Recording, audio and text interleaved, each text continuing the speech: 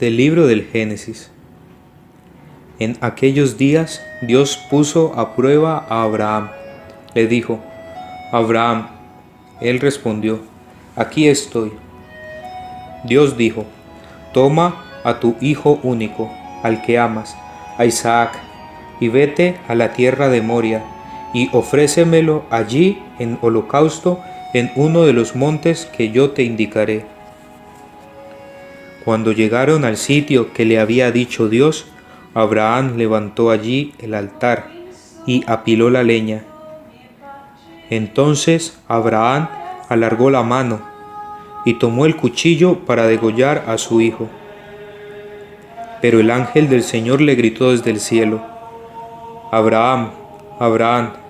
Él contestó: Aquí estoy. El ángel le ordenó: No alargues la mano contra el muchacho ni le hagas nada. Ahora he comprobado que temes a Dios, porque no te has reservado a tu hijo, a tu único hijo. Abraham levantó los ojos y vio un carnero enredado por los cuernos en la maleza. Se acercó, tomó el carnero y lo ofreció en holocausto en lugar de su hijo. El ángel del Señor llamó a Abraham por segunda vez desde el cielo y le dijo: Juro por mí mismo, oráculo del Señor, por haber hecho esto, por no haberte reservado tu hijo, tu único hijo, te colmaré de bendiciones y multiplicaré a tus descendientes como las estrellas del cielo y como la arena de la playa. Tus descendientes conquistarán las puertas de sus enemigos. Todas las naciones de la tierra se bendecirán con tu descendencia, porque has escuchado mi voz. Palabra de Dios. Caminaré en presencia del Señor en el país de los vivos. Tenía fe aun cuando dije: qué desgraciado soy. Mucho le cuesta al Señor la muerte de sus fieles. Señor, yo soy tu siervo, siervo tuyo, hijo de esclava. Rompiste mis cadenas. Te ofreceré un sacrificio de alabanza, invocando el nombre del Señor. Cumpliré al Señor mis votos en presencia de todo el pueblo, en el atrio de la casa del Señor, en medio de ti, Jerusalén. Caminaré en presencia del Señor en el país de los vivos.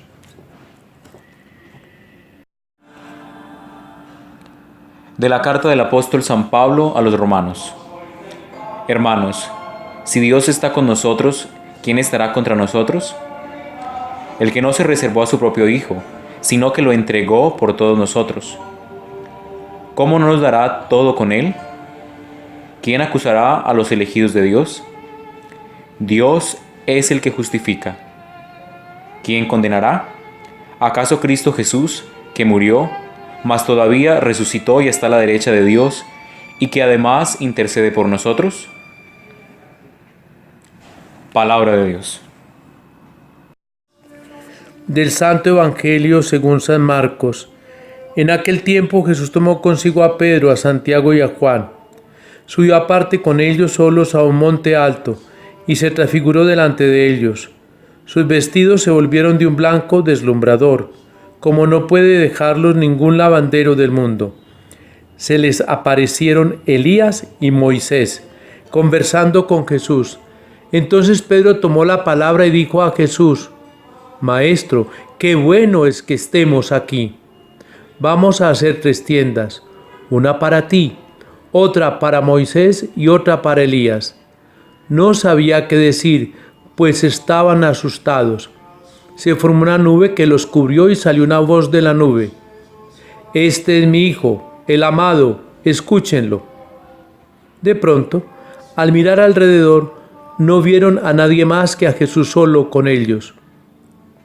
Cuando bajaban del monte, les ordenó que no contasen a nadie lo que habían visto hasta que el Hijo del Hombre resucitara de entre los muertos.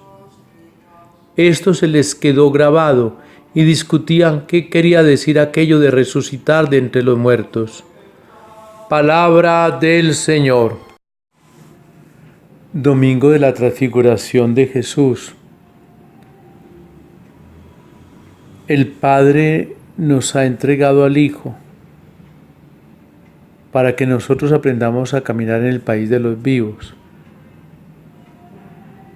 3 discípulos preocupados, temerosos, angustiados, son los invitados a ver en el fondo quién es Jesús antes de cumplir con la voluntad del Padre. Sí, 6 días antes, Pedro ha confesado que Jesús es el Mesías, el Hijo de Dios. También los hijos del Zebedeo, a través de su madre, han querido obtener los mejores puestos en el reino de Jesús. El temor viene porque en ellos no cabe la idea de que el Mesías vaya a morir como un maldito en cruz. Es que no se concibe. En la realidad de ellos no, ni en la comunidad de Marcos en ese momento de gran persecución, cómo entender la cruz. Por eso nos regala entonces Marcos la experiencia de la transfiguración, donde se ve en el resplandor de las vestiduras y de todo el brillo la gloria de Jesús. Y encuentra la experiencia que agrega 2 personajes importantísimos de la historia religiosa del pueblo de Israel. Moisés, el hombre de la libertad y de la ley. Elías, el profeta, el que ha sido arrebatado al cielo en carroza de fuego y el que debe venir antes de que venga el Mesías. San Lucas dirá que conversaban acerca de la pasión de Jesús. Marcos no nos dice qué conversaban. Y en medio del estupor y del susto, Pedro quiere quedarse allí. Sí, en medio de las persecuciones y en medio de las preocupaciones, hay que buscar una salida. Y puede ser de experiencia religiosa o de fe, para crearnos en ella. Pero la presencia de Dios se hace sentir para advertir que hay que escuchar al Hijo amado. Ya no hay que mirar otras opciones. Es que la palabra la tiene es el Hijo, el Verbo encarnado, y a Él hay que escucharlo. A partir de ahora, el Evangelio no nos va a presentar milagros. El Evangelio nos va a presentar toda la experiencia de la cruz, de la invitación a tomar la cruz, de seguir a Jesús en la cruz, de ir a Jerusalén para morir en la cruz. Comienza a ser más frecuente ese anuncio de la pasión. Pero estos discípulos han tenido por anticipado la experiencia de una gloria, o mejor, de la gloria, en el brillo de las vestiduras y en todo lo que fue el resplandor de Jesús. Sí, también nosotros hemos de subir al monte para encontrarnos con Dios en esta Cuaresma, en medio de los temores y preocupaciones que tenemos, para saber que es necesario pasar por la cruz para llegar a esa gloria que brilla. Pero escuchando solo a uno, a Jesús. Hoy en el mundo se levantan muchas voces que no debemos escuchar. El mundo se ha robotizado. Aún las voces son programadas para hablar. Pero el único que no tiene programación de voz es Jesús, y a Él es el que tenemos que escuchar. Y entonces cuando se escucha a Jesús, se recobra la paz.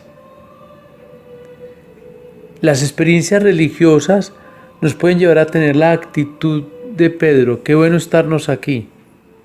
Y quizás aludiendo a los 6 días de las fiestas de las tiendas, él por eso decide hacer 3 chozas, para Moisés, Elías y Jesús. Curiosamente no habla de la de ellos 3, es porque ellos se sienten seguros con Jesús, se van a quedar con Jesús. pero el Padre nos hace reaccionar.